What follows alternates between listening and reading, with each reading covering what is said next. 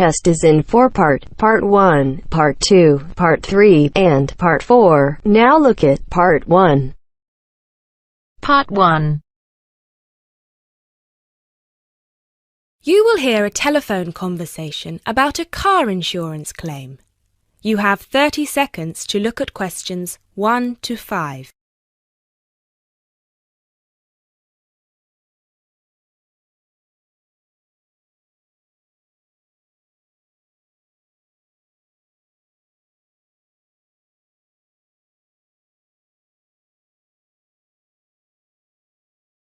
Good afternoon. Watto Insurance. This is Janet speaking. How may I help you? Yes, hello. I would like to make a claim on my car insurance, please. Certainly, sir. First of all, I'd like to inform you that all of our calls are recorded for monitoring and training purposes. Is that okay? That's okay. Could you please tell me your full name? Sure, it's Mr. Bennett Fisher. Okay, sorry, how do you spell your surname? It's spelled Fischer. Great, thank you. I see that you have taken out a third-party fire and theft premium with us on a 2013 light blue Volkswagen Passat. Is that okay? Yes, well, almost. The colour is not light blue, it's light green. Okay, thank you for updating your information with us. What is the nature of your claim with us today? Last weekend, I had driven up to York on business and left my car in a monitored car park. However, it was only monitored until 8 p.m, and I did not return to collect it until 9:30 p.m, after which no car park staff were present. When I arrived at the car park, my car wasn't there. It must have been stolen. I see. Were there any valuable items left in your car which could have been seen from outside? Well, I had recently bought quite an expensive radio for my car, but the front panel is detachable, and I always stow it in my glove compartment. So, no, there wouldn't have been anything valuable on display. Okay, Mr. Fisher. Thank you for that information. I'm going to send you some forms through the mail for you to fill in. Before I can do that, I need to ask you a couple more questions. Is that okay? Of course.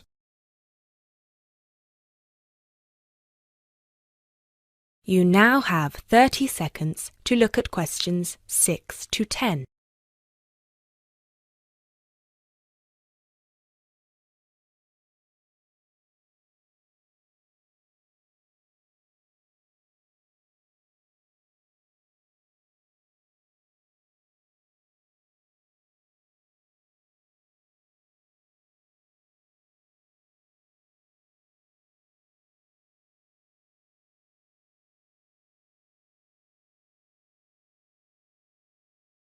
Thanks, Mr. Fisher. First of all, could you let me know your policy number, please? Of course. I have it right here. It's G34C245. G34C245. Thanks. And the type of claim? Shall we say stolen car? Yes, the car was definitely stolen. I reported it to the police immediately. I actually have the report number here if that's of any use. No, not right now. But keep hold of that as we will need to see a copy of the police report eventually. Which police station did you report the offence at? York Police Station. Was it your first time in York? No, but it was the first time I'd driven there. I usually take the train. Were you aware that the car park was only manned until 8 p.m? No, I was not aware of that. Were there any signs put up on the premises that informed car owners of the risks of leaving their cars after normal operating hours? Yes, but they said the car park was going to be guarded until 10 p.m, at which point the entrance is barred so no cars can come in or out. Was any reason given for that sudden change? The police informed me that the staff on duty that night had left on an urgent call. I believe it was something about a family member being admitted to hospital.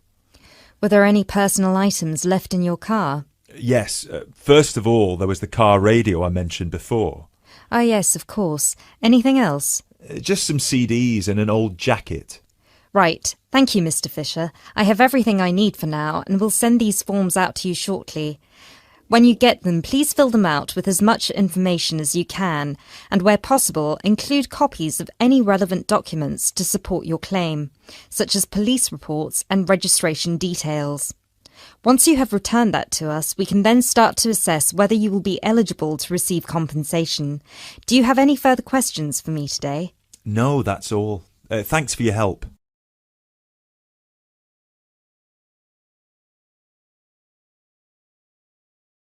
That is the end of part 1. You now have half a minute to check your answers.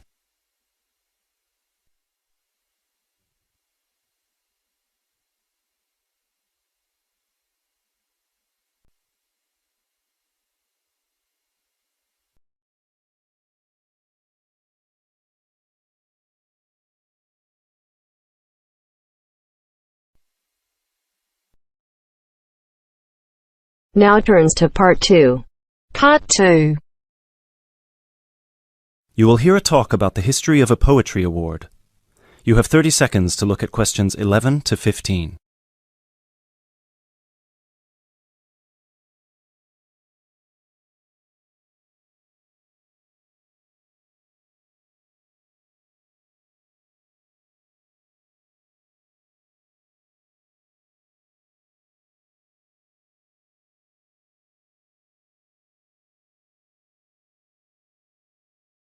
Hello everyone, and welcome to this year's award ceremony for the Antonia Watson Memorial Poetry Award.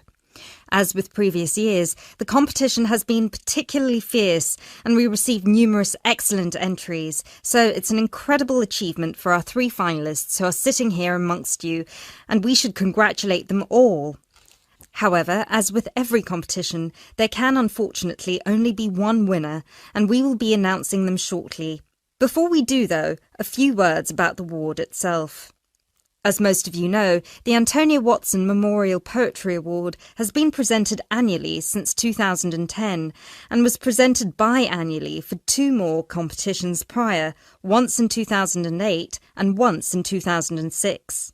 It is entirely funded by Antonia Watson's very generous parents, who offer £1,500 to the author of the best poem on a topic announced at each previous award ceremony, as well as £500 to the first runner-up and £250 to the second, bringing the total up to £2,250.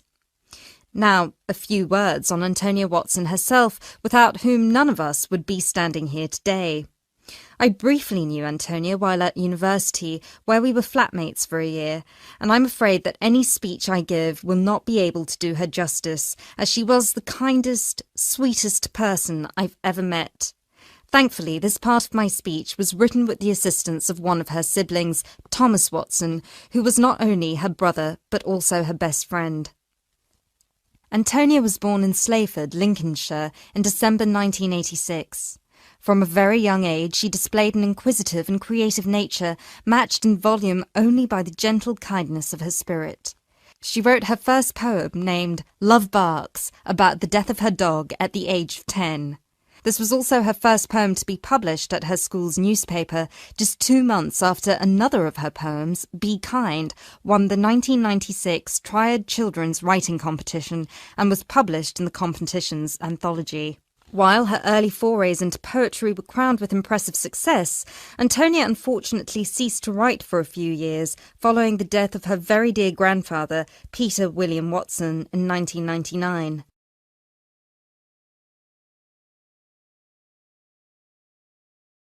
You now have 30 seconds to look at questions 16 to 20.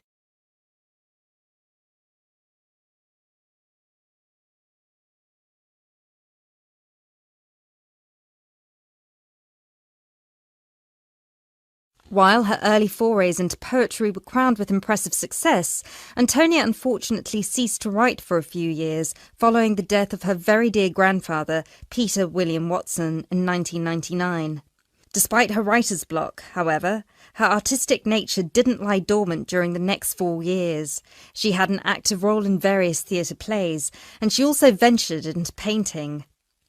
A few of the plays are available on the internet, and you can find several of her self-portraits on our website, and you can see for yourself how impressive they are.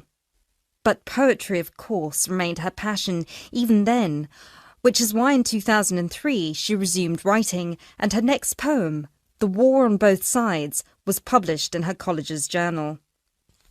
At the age of 18, Antonia moved to Sheffield to study English literature at the University of Sheffield. This is where she and I met, spending a whole year in adjacent rooms in a flat in central Sheffield. This is also where I met her good-natured, generous parents, Mr. and Mrs. Watson, who came to visit her regularly and always treated me like a daughter as well. Antonia and I grew very close during that period, and while we ran in different circles, we always found time for each other every week. Antonia self-published one collection of poems in August 2005. It was named Burning Stars, after the poem on page 16, which is also the date of her birthday. It was an immediate success amongst her peers at the University of Sheffield, and it was so cherished by her English literature classmates specifically that it had attracted the attention of one of her lecturers, who put her in touch with a literary agent. She had been due to begin working on her second collection right before her tragic passing in a car accident just 5 days before her 19th birthday in December 2005.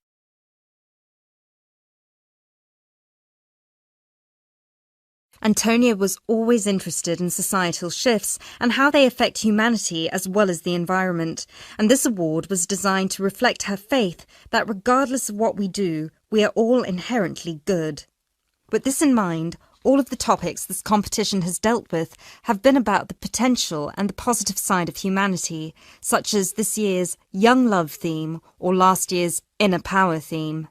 We've had poems about personal strength, about immigration, about gender equality and peaceful protest. And hopefully in 12 months, the poems we'll be awarding will be just as inspiring with the topic of poverty. I know Antonia would be really proud of what her parents and what all of you together have achieved. So, finally, let's get on with the actual award. As I said before, it's been a fierce competition this year, and with more than 5,000 entries, it was quite the task for our 3 judges to cut them down to just 3. But our 3 finalists definitely deserve to be here, and without further ado, I would like to... That is the end of part 2. You now have half a minute to check your answers.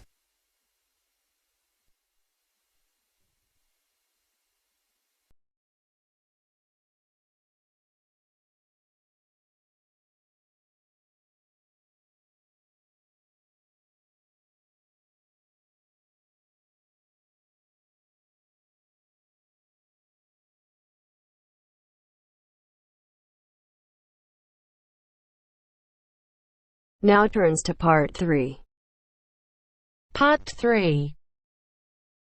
You will hear a conversation between 2 students who will discuss a project they're working on together.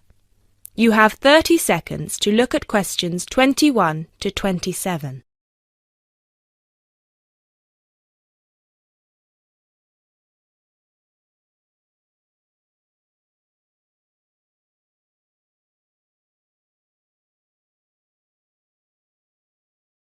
Hey Jess, glad you could make it. We've got a lot to discuss. Hi, Matt. Yes, sorry I'm a bit late. I did bring all my notes with me. Yes, me too. Where shall we start? Well, I think it would be a good idea to clarify our objectives just one more time. Yes, good idea. Okay, here we are. We need to record, photograph, and identify the plant species in 10 1-square-meter plots. Does it say anything about where these plots should be and how they should be laid out? Ah, here it is. It says that all the plots need to be no more than 10 meters apart. And how do we choose them? Ah, this is the fun part. I remember this. Here we are. Make a 1-meter square frame using bamboo sticks available from the department stores. Yes, we've already done that. I know, I'm just reading the whole section. Okay.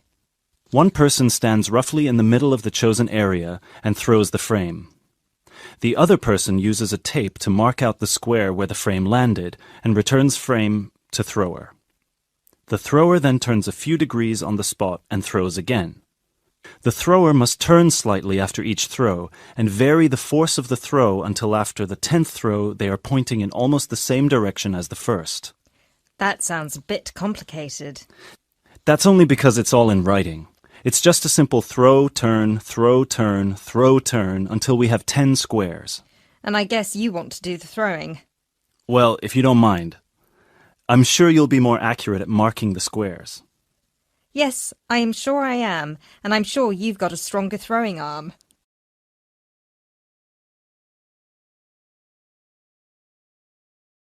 You now have 30 seconds to look at questions 28 to 30.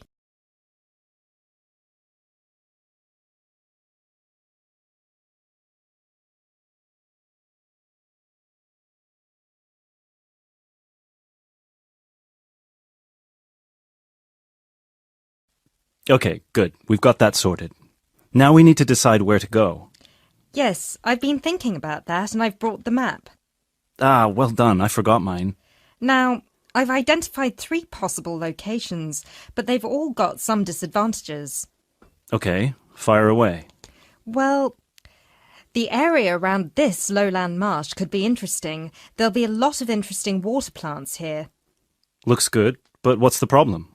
Mainly that it's already a designated nature reserve, and I think there's already been a lot of research done here. Ah, I see. Well, I'd rather do something that's new and can be useful. I agree. That's why I identified this area further west. See, here, behind the beach. Oh yes, I see. That area there, where it's flat, but quite high. Exactly. If you look a bit further inland, you'll see that there are hills which will protect that area from strong north winds. I see. Excellent. But what's the problem? Just that it may not be very interesting. We know that the geology there is not conducive to a wide variety of plants. I agree. So what's your last idea? Well, I think this one is a bit of a winner, although I did want to show you the other 2. Look up here, on the north coast. Where? See this bay? Well, I know that there's been quite a lot of studies done here, but a bit further to the east, behind this headland. No one has ever looked at that. Well, I certainly couldn't see any studies. That is interesting. And the plant life could be a bit different because of the shelter from the wind the headland provides. Exactly. Brilliant, Jessica. That's a great idea. We'll go there. Thanks. Now all we have to decide is when is a good time. Well...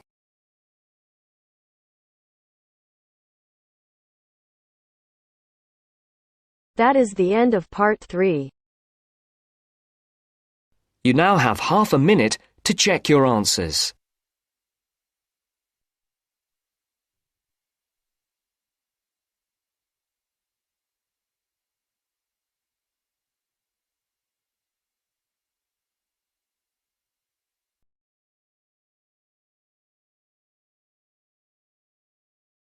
Now turns to part 4.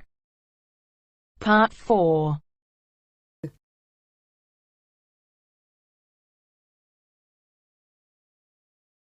You'll hear a talk given by a foreign correspondent. First, you have some time to look at questions 31 to 40.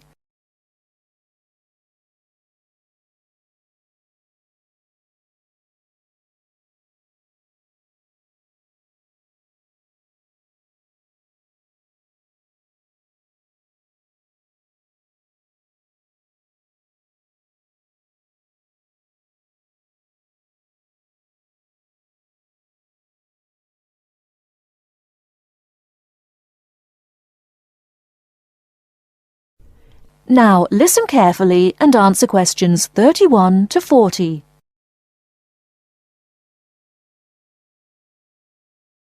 Good evening. As I assume most of you are already aware, I have been asked to come here and talk to you, essentially give you a quick overview of the life of a foreign correspondent, along with a few tips on how to become a successful international reporter yourself, should this be a career choice you elect to pursue. So let me start by this. Don't become a foreign correspondent, at least not due to the romantic notions that come attached to this job or what you've seen in the movies.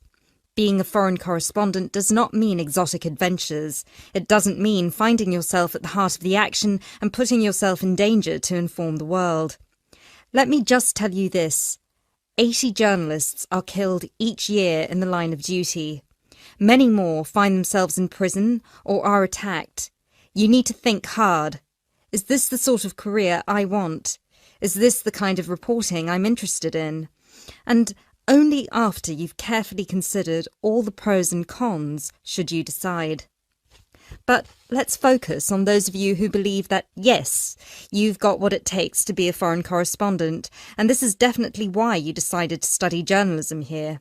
You're all third-year students, which means I don't need to waste my time telling you the basics. Of course, you need to read a lot. Books, novels, newspapers, blogs, and of course you need to be acceptably proficient in various media skills.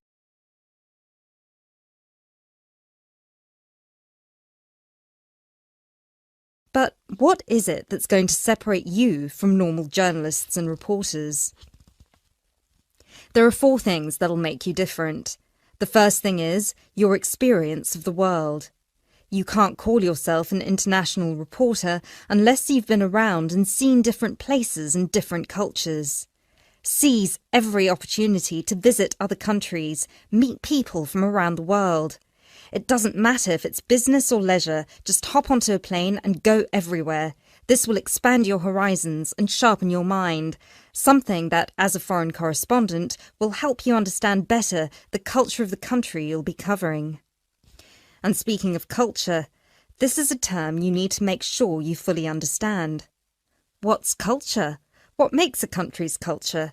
Explore the culture of the country you're interested in. The music, the literature, the religion. Are there any cultural practices or conflicts you need to be aware of? Are there any tensions within the country? Why? The most important element of culture, of course, is the language. Do yourself a favour, whether you're planning to become a foreign correspondent or not. Learn a foreign language. So many of us are culpable for just sticking to just English, and while English is a very important language in the world, it would be foolish to think it's the only one. Pick a language whose sound you enjoy, a language you find interesting. Trust me, your future CV will thank you for it. And finally, history. Don't expect to be given a job as a foreign correspondent if you don't know anything about your target country's history. No piece of news is disconnected from the past. The whole world tells a story, and your coverage will suffer if you attempt to arrive in the middle with no reference to or understanding of what came before. The hows and whys always lurk in the past. Seek them. The world of international journalism is changing, like every other industry, due to the internet. The arrival of globalization brought with it a whole new set of rules, and you'll do well to comprehend what they mean for you. Unfortunately, gone are the days when a newspaper would hire you and deploy you to a country. Increasingly, newspapers around the world are beginning to favour freelance journalism, offering opportunities to local reporters with the necessary chutzpah and an understanding of the zeitgeist in their region. What this means for you is that you won't just have to start at the bottom. If you want to sustain yourself as an international reporter, you'll also have to pursue many different avenues at once. You'll need to persevere and push and build contacts everywhere. An old student of mine, a terrible student at university, but an incredibly intelligent woman, she came to find me at a conference that was recently held in Yemen, where I delivered a speech on the future of journalism. She was working for 3 different newspapers as a freelance foreign correspondent, one of them The Times, and she told me that the one piece of advice I gave her that stayed with her and helped her with her career was this: don't be afraid to fail. It will happen over and over again. It's how you deal with it that matters most. So keep this with you, this one piece of advice. Oh, and don't forget, your passports need to be kept current at all times. Thank you very much for listening.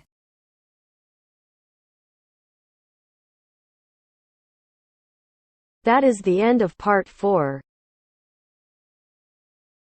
You now have half a minute to check your answers.